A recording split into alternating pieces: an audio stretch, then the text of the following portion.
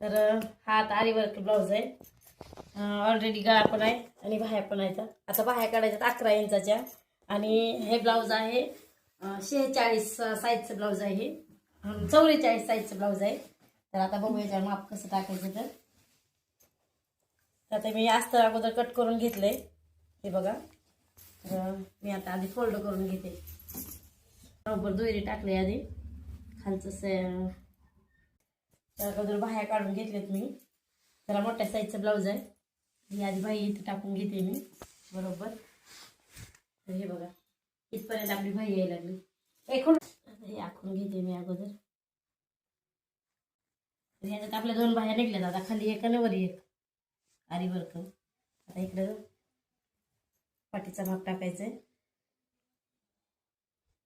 हा पाठीचा भाग बरोबर बसतोय आपला, पण इकडं 3 बोटाने कपडा जास्त व्हायला लागलाय।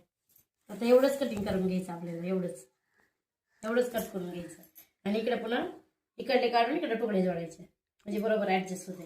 ओके। आणि हा जो गळा आहे तो आता फक्त गोल आकार काढून घ्यायचा, शिवताना मग जसा आहे तसा गळा काढून घ्यायचा। मी आता अगोदर कट करून घेते।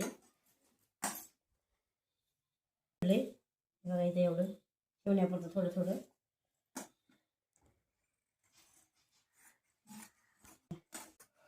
डिफिकल्ट वाटतंय ना, तर शिवायला पण तेवढंच आहे, पण थोडंसं डोकं लावावं लागतं असल्या ब्लाऊजला। हे बघा, हे बघा हे असं निघले। तर आता हे शिवताना हे अस्तर असं टाकायचं, असं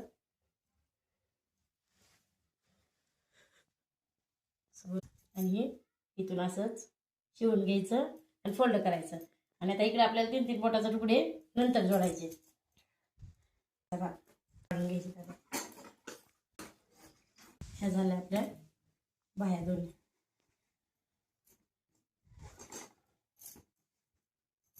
हे बघ, आता हे शिवताना नंतर दाखवेल मी तुम्हाला।